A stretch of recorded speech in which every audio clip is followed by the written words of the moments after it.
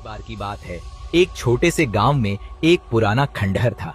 गांव वाले कहते थे कि उस खंडहर में रात को अजीब अजीब आवाजें आती थीं और कोई भी रात में वहां जाने की हिम्मत नहीं करता था। एक दिन एक युवक जिसका नाम रोहित था, अपनी बहादुरी दिखाने के लिए खंडहर में रात बिताने का निश्चय करता है। उसने अपने दोस्तों को बताया कि वह अकेले खंडहर में रात बिताएगा। दोस्तों ने उसे रोका, लेकिन वह नहीं माना। रात का समय आया, रोहित खंडहर में गया। उसने अपने साथ टॉर्च और कुछ खाने पीने की चीजें ले जाईं। खंडहर के अंदर घुसते ही उसे एक अजीब सी खामोशी का सामना करना पड़ा। जैसे ही वह अंदर गया, दरवाजा अपने आप बंद हो गया। वह टॉर्च जलाकर इधर उधर देखने लगा। अचानक उसे एक साया नजर आया। वह डर गया, लेकिन सोचा कि शायद यह उसकी आंखों का धोखा है। फिर उसने उसे बुलाने की कोशिश की, लेकिन साया धीरे धीरे गायब हो गया। थोड़ी देर बाद रोहित ने सुनी सुनी आवाजें सुननी शुरू की। वह समझ गया कि यहाँ कुछ गड़बड़ है। उसने तेजी से बाहर निकलने की कोशिश की, लेकिन दरवाजा लॉक हो गया था। वह घबरा गया। तभी उसे फिर से वही साया दिखाई दिया और अब वह उसके बिल्कुल करीब था। वह साया एक महिला का था। उसके चेहरे पर डरावनी मुस्कान थी। रोहित की सांसें थम गईं। महिला ने धीरे से कहा, क्यों आए हो यहाँ? तो मेरी नींद खराब कर रहे हो? यह सुनकर रोहित की हिम्मत टूट गई और उसने डरते डरते कहा, मुझे माफ कर दो, मैं यहाँ से चला जाऊंगा। तभी खंडहर का दरवाजा अपने आप खुल गया। रोहित बिना एक पल भी गवाए वहां से भागकर बाहर आया। वह अपने दोस्तों के पास गया और सबको अपनी कहानी सुनाई। गांव वालों ने उसे चेतावनी दी थी। अब वह जान चुका था कि उस खंडहर में मत जाना। इस घटना के बाद रोहित ने कभी भी उस खंडहर के पास जाने का नहीं सोचा और गांव वालों की बातों को कभी नहीं भुला पाया। नंदपुर, ये गांव एक सुनसान जगह पर स्थित था, जहां रात के समय अंधेरा फैला रहता था। गांव के पास एक पुराना फ्लाईओवर था जो कई वर्षों से बंद पड़ा था। कहते थे कि उस फ्लाईओवर पर रात के समय अजीब अजीब घटनाएं होती थीं। गांव वाले उसे भूतिया फ्लाईओवर कहते थे और वहां जाने से कतराते थे। एक दिन गांव में एक युवक जिसका नाम अर्जुन था ने सोचा कि वह इस रहस्य को जानने के लिए फ्लाईओवर पर जाएगा। गांव के बुजुर्गों ने उसे बहुत समझाया कि वहां मत जाओ, लेकिन उसकी जिद के आगे सब बेबस थे। अर्जुन ने निश्चय किया कि वह रात को फ्लाईओवर पर जाएगा। रात का समय था जब अर्जुन वहां पहुंचा। अंधेरे में फ्लाईओवर की पुरानी इमारत बेहद डरावनी लग रही थी। जैसे ही उसने कदम रखा, अचानक उसे एक ठंडी हवा का झोंका महसूस हुआ। वह ठिठक गया और उसके चेहरे पर डर सा फैल गया। तभी उसे एक धीमी सी आवाज सुनाई दी, यहां से जाओ। अर्जुन ने सोचा कि यह उसके दिमाग का खेल है, लेकिन जब वह और आगे बढ़ा तो उसे कुछ अजीब दिखा। वहां कुछ छायाएं थीं जो तेजी से इधर उधर भाग रही थीं। उसकी धड़कन तेज होने लगी और उसने कुछ और कदम बढ़ाए। अचानक वहां उसने देखा कि कुछ लोग, जिनके चेहरे अस्थायी थे, उसे घेरने लगे। वे सभी दर्दनाक चीखें जा रहे थे, जैसे कि कोई अनसुलझा राज उनके साथ था। उसकी आंखों के सामने फ्लाईओवर पर हुए कई हादसों की तस्वीरें घूमने लगीं।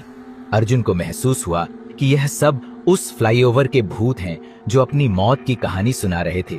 उसकी समझ में आया कि फ्लाईओवर पर कल ही एक कार का एक्सीडेंट हुआ था, जिसमें कई लोगों की जान चली गई थी। अर्जुन ने डरते डरते एक कदम पीछे हटते हुए वहां से भागने की कोशिश की, लेकिन उस समय उसे लगा जैसे कुछ ने उसे पकड़ लिया हो। उसने चिल्लाने की कोशिश की, लेकिन आवाज कहीं खो गई। तभी उसे एक विचार आया कि शायद यदि वह इन आत्माओं का सम्मान करे और उन्हें उनकी कहानी सुनने का मौका दे तो वह बच सकता है। वह बोला, मैं सुन रहा हूं, मुझे बताओ कि तुम क्या चाहते हो। आश्चर्यजनक रूप से अचानक सब कुछ शांत हो गया। आत्माएं धीरे धीरे सामने आईं और उन्हें अर्जुन ने देखा।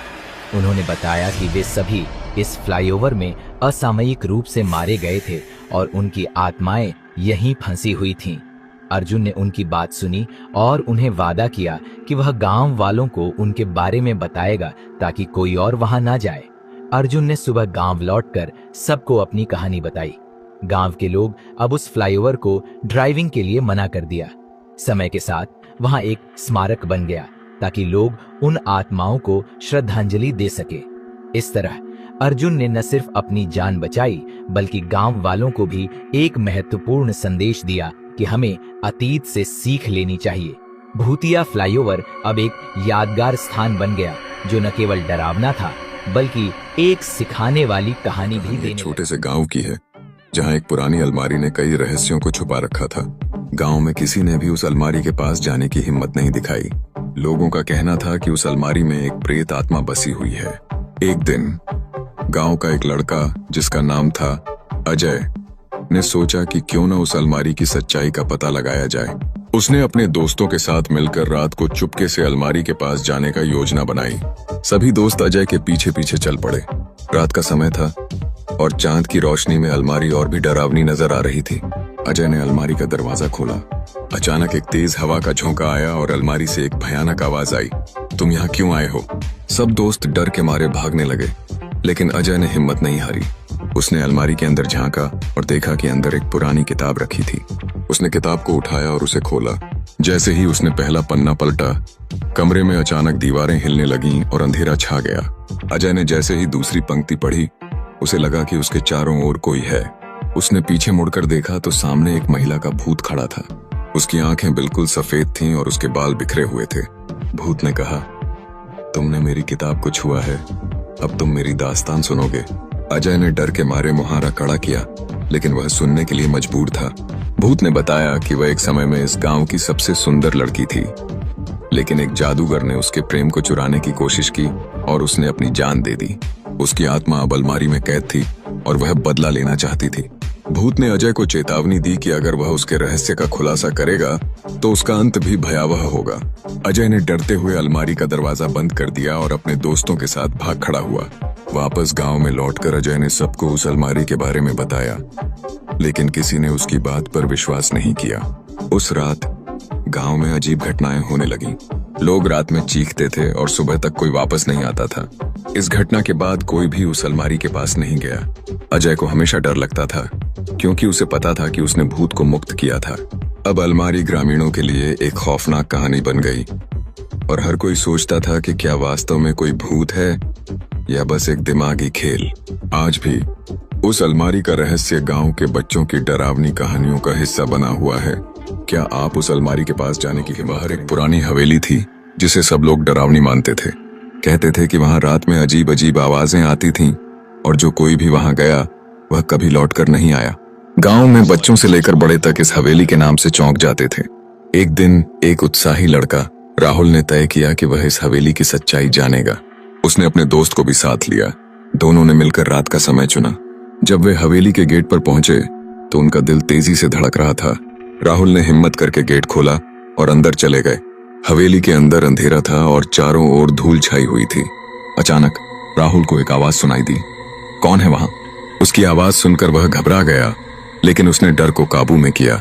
राहुल ने कहा, मैं राहुल हूं, मैं जानना चाहता हूं कि तुम कौन हो। थोड़ी देर बाद एक छाया उभरी और बोली, मैं यहाँ अकेली हूं, मैं डरती हूं। यह सुनकर राहुल ने कहा, तुम डरती हो? लेकिन मैं तो सोच रहा था कि तुम्हें डरना चाहिए। छाया मुस्कुराई और बोली, देखो, डर असल में तुम्हारे मन का बना होता है। मैंने यहाँ अकेले रहते हुए सीखा कि असली डर वही है जो हमें भीतर से रोकता है।